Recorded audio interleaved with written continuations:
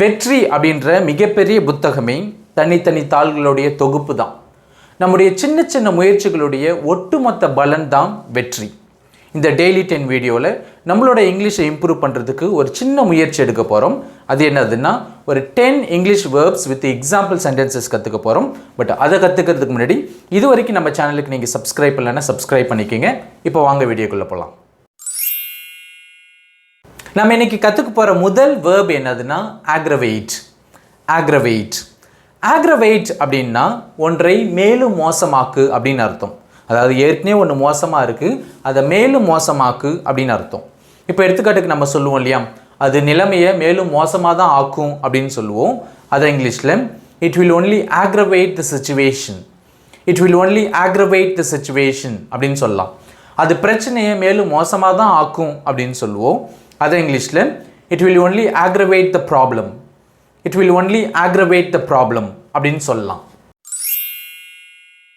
Number 2, backbite. backbite backbite அப்படின்னா ஒருவர் இல்லாத சமயத்தில் அவரை பற்றி புறம் பேசு, புறம் கூறு அப்படின்ற மீனிங்லாம் இருக்குது. இப்போ எடுத்துக்காட்டுக்கு யாரையும் முன்னாடி விட்டு பின்னாடி பேசாத அப்படின்னு சொல்லுவோம். யாரை பற்றியும் புறம் கூறாதே அப்படின்னு சொல்லுவோம். அது இங்கிலீஷில் don't backbite anyone. don't backbite anyone அப்படின்னு சொல்லலாம். Number 3, contemplate. contemplate contemplate அப்படின்னா தீர யோசித்தல் அப்படின்ற மீனிங் இருக்குது. கவனமாக சிந்தித்தல் அப்படின்ற மீனிங் இருக்குது. தீர ஆராய்தல் அப்படின்ற மீனிங்லாம் இருக்குது. இப்போ எடுத்துக்காட்டுக்கு இந்த வேலையை விட்டுடலான்னு நினச்சிக்கிட்டு இருக்கிறேன் அப்படின்னு சொல்லுவோம். அதாவது இந்த வேலையை விட்டுடலான்னு சொல்லிட்டு ரொம்ப கவனமாக சிந்திச்சுட்டு இருக்கிறேன் அல்லது யோசிச்சுட்டு இருக்கிறேன் அப்படின்னு சொல்லுவோம். அதை இங்கிலீஷில் I am contemplating quitting this job. I am contemplating quitting this job அப்படின்னு சொல்லலாம். The fourth verb on our list is defecate. defecate defecate அப்படின்னா மலம் கழித்தல் அப்படின்னு அர்த்தம். அதாவது மலம் கழிக்கிறதுக்கு ரொம்ப ஃபார்மலான ஒரு டீசெண்டான வேர்டு தான் defecate. இப்போ எடுத்துக்காட்டுக்கு நம்ம சிலர்கிட்ட கேட்போம் இல்லையா, குறிப்பாக நம்ம கேட்க மாட்டோம், பட் கேஷுவலாக சில சமயங்கள் நம்ம ஃப்ரெண்ட்ஸுக்கிட்ட கேட்போம், அல்லது டாக்டர்ஸ்லாம் கேட்பாங்க இல்லையா, ஒரு நாளைக்கு எத்தனை முறை மலம் கழிக்கிறீங்க அப்படின்றத இங்கிலீஷில் how many times do you defecate a day. how many times do you defecate a day அப்படின்னு கேட்கலாம். The next one, fascinate.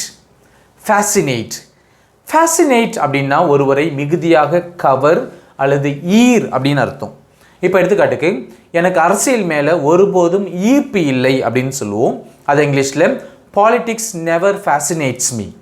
politics never fascinates me அப்படின்னு சொல்லலாம். அல்லது அதையே இன்னொரு விதமாக I am never fascinated by politics. I am never fascinated by politics அப்படியும் சொல்லலாம். Next, designate. designate designate அப்படின்னா நியமனம் செய் அப்படின்னு அர்த்தம். இப்போ எடுத்துக்காட்டுக்கு அவரை அடுத்த முதல்வராக கல்லூரி நியமித்துள்ளது. அதை இங்கிலீஷில் the college has designated him to be the next principal. the college has designated him to be the next principal அப்படின்னு சொல்லலாம். அவர் கல்லூரியின் அடுத்த முதல்வராக நியமிக்கப்பட்டுள்ளார் அப்படின்றத இங்கிலீஷில் he has been designated to be the next principal of the college. he has been designated to be the next principal of the college அப்படின்னு சொல்லலாம். Number 7, conceal. conceal conceal அப்படின்னா ஒளித்து வை அப்படின்னு அர்த்தம் இருக்குது. மறைத்து வை அல்லது மறை அப்படின்ற மீனிங் இருக்குது. இப்போ எடுத்துக்காட்டுக்கு உண்மையை மறைக்காத அப்படின்னு சொல்லுவோம். அதை இங்கிலீஷில் don't conceal the truth. Don't conceal the truth அப்படின்னு சொல்லலாம். ஆதாரத்தை மறைக்காத அப்படின்னு சொல்லுவோம். அதை இங்கிலீஷில் don't conceal the evidence. Don't conceal the evidence அப்படின்னு சொல்லலாம். Number 8, abduct. abduct abduct அப்படின்னா ஒருவரை வலுக்கட்டாயமாக இழுத்துச் செல் அப்படின்ற மீனிங் இருக்குது. கடத்திச் செல் அப்படின்ற மீனிங் இருக்குது. இப்போ எடுத்துக்காட்டுக்கு அந்த குழந்தையை கடத்தல்காரர்கள் கடத்தி சென்றனர் அப்படின்றத இங்கிலீஷில் the kidnappers abducted the child. the kidnappers abducted the child அப்படின்னு சொல்லலாம். the last but one, fondle. fondle fondle அப்படின்னா அன்போடு தடவுதல் அப்படின்ற மீனிங் இருக்குது. கனிவுடன் தடவி கொடுத்தல் அப்படின்ற மீனிங் இருக்குது, அதாவது வருடுதல் அப்படின்ற மீனிங் இருக்குது. மூணாவதாக கொஞ்சலாக மேலே கை வைத்தல் அப்படின்ற மீனிங் இருக்குது. இப்போ எடுத்துக்காட்டுக்கு நம்ம சொல்லுவோம் இல்லையா, அவர் அந்த நாய்க்குட்டியை கனிவுடன் தடவி கொடுத்தார் அப்படின்னு சொல்லுவோம்.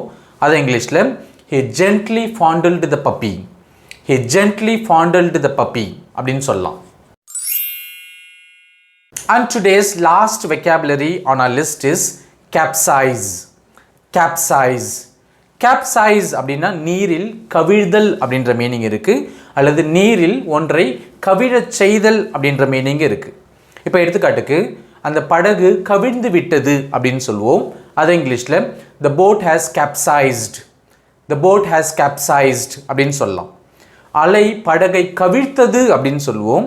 அதை இங்கிலீஷில் the wave capsized the boat. the wave capsized the boat அப்படின்னு சொல்லலாம். That's it with today's lesson. இந்த லெசனில் எல்லா வேர்ப்ஸும் உங்களுக்கு யூஸ்ஃபுல்லாக இருக்கும் அப்படின்னு நம்புகிறேன். இந்த லெசனில் நீங்கள் கற்றுக்கிட்ட புது வேர்ப்ஸ் என்னென்ன அப்படின்றத கீழே உள்ள காமெண்ட் செக்ஷனில் மென்ஷன் பண்ணுங்கள். இந்த வீடியோ உங்களுக்கு பிடிச்சிருந்துன்னா ஒரு தம்ஸ் அப் கொடுங்க, சப்ஸ்கிரைப் பண்ணுங்கள். மீண்டும் நம்ம அடுத்த வீடியோவில் சந்திக்கலாம். தேங்க்யூ.